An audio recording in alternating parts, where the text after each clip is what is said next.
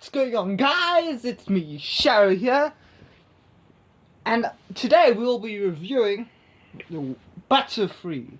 This is our series where I go and see how well certain Pokemon that has noticeable reputation in the anime has done throughout the game. I know, guys, that I haven't been uploading very much because I have exams in a couple of days now. I've been studying and all, and that will take effect, but that will be over fairly quickly. I mean, it won't be that fast, but regular uploads will increase, and I'll probably be producing more in the holidays.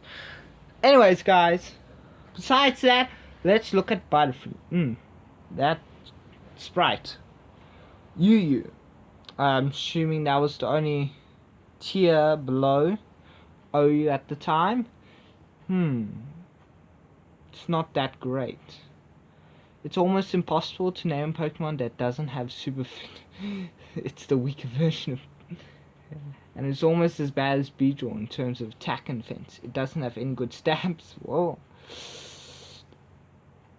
It had sleep powder, but that's all as good as Butterfree did. So obviously it did not appear to be doing too good here. Here's a few more tiers and it's in the lowest. But that doesn't mean it's bad, right?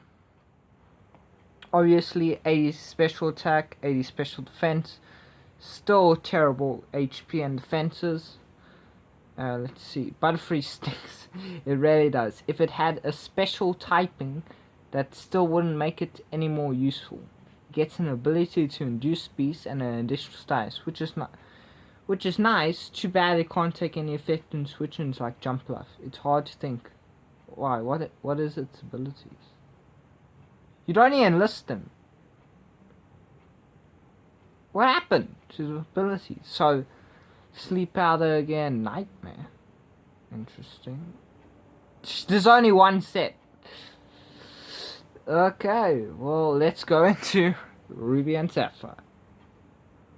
Oh, compound ice. There we go. Now we can see it.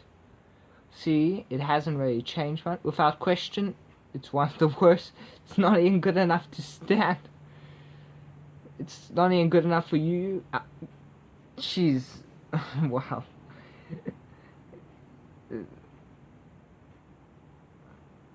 Lydian. They're considering Lydian over Butterfree. Now that is a very high dishonor for any Pokemon, for Lydian to be a better option. Timid, Quick Claw, Leftovers, blah blah blah. It can't do that much. I mean, this is kind of offensive, but it always needs sleep powder, because that's one benefit niche from its ability. Diamond and Pearl. Let's see. And you again. Butterfree is at a glance a terrible Pokemon, horrible typing, horrible stats over and a shadow move pool, and 4 times self-movement, undermining much of her remarking positive qualities. However, it does have one niche that that's sleep powder.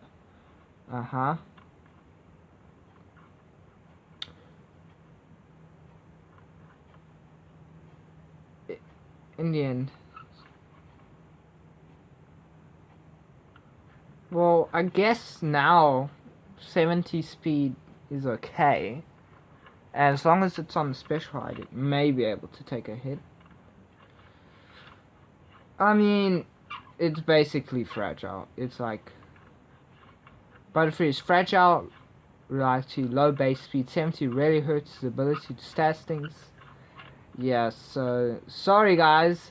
The Pokemon that made everyone cry when it left in the anime. First time kids probably cried over something that wasn't a death to one of the characters they loved. Is not doing too well. Let's see. Tinted Lens. That's a great ability, but a great ability can't change an awful Pokemon.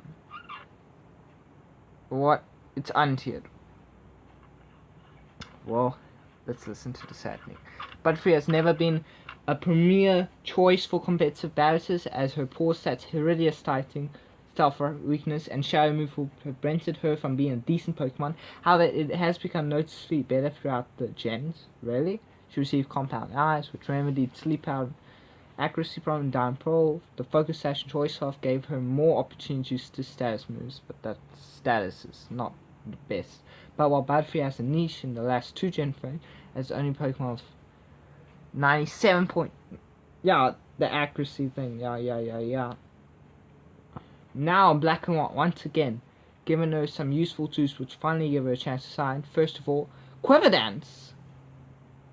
Chance to sweep, I suppose. Lack of coverage, I guess. Tinted Lens is better than I thought for this one. To topple it off, Venomoth is banned, so Butterfree is the solo bug type that has access to both. Well, Venomoth's kicking it off, surely. Maybe we'll have to remove Venomoth. I know Venomoth is actually quite good later on, surprisingly. And in many ways, she faces stiff competition, yeah. She had a few niches, huh? Well, how delightful. I believe Sword and Shield gives it a reasonable niche. Has it fallen to PU? Oh, it's gone to Untier again. Hey, look! Got a buff to its special attack. Oh well.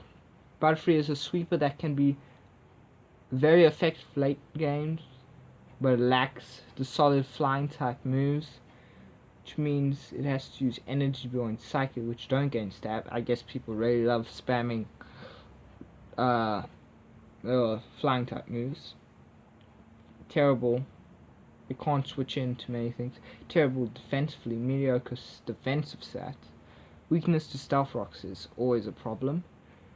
And thinking off with a few boosts, such as wait. There are some Pokemon that can take on its attacks while even with a few boosts. Well, that even makes it even less good. Powder from Jumpluff, but Tint Lens allows Pokemon to take on Pokemon that usually wars it, such as Ninetales, Drifloon, while Clever Dance allows it to boost its speed. Butterfree is also predictable, as it's the only viable set. Well, obviously it did terrible this time, unfortunately for our Butterfree friend. Sun and Moon, I don't think it can come back. Yep. Yeah. It's decent special attack, yeah. It got a slight boost, but it wasn't enough.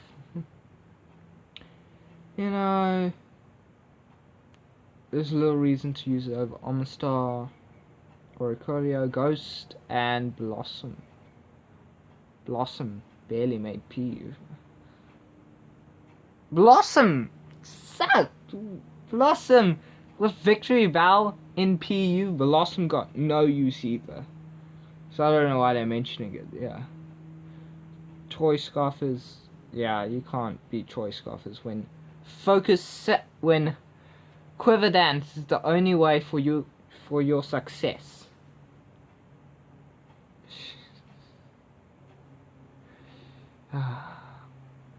This is Butterfree's one last chance to bring it back in the limited format of Sword and Shield. Let's see how it does. Up, Butterfree, up, there you go. Butterfree! It has made it to PU, guys. Obviously you can't track Gigantamax sometimes when you're using Smogon rules. Unless you're in Ubers. No description, unfortunately.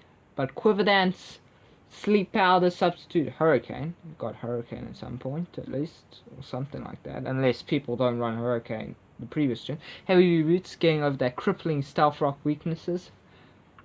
Or it could use either compound out or tinted lens. Modest or timid. Interesting. Unfortunately, that is all. Well, it does have a shallow move pool. I mean, I guess you don't need too many sets, but this is the only set that people are running now that has been tested, and obviously the metagame is changing, so they're gonna have to update the sets and all.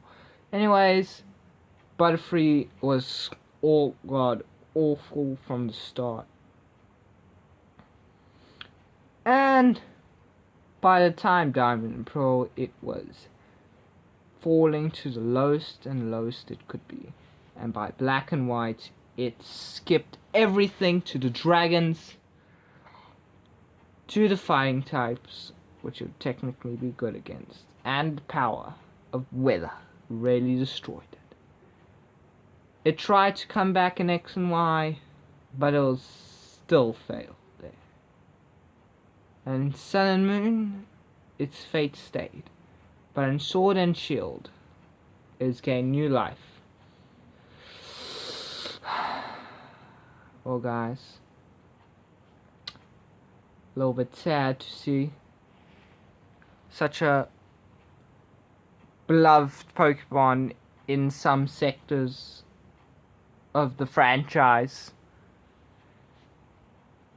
not succeeding, and not even being good at the lowest tiers.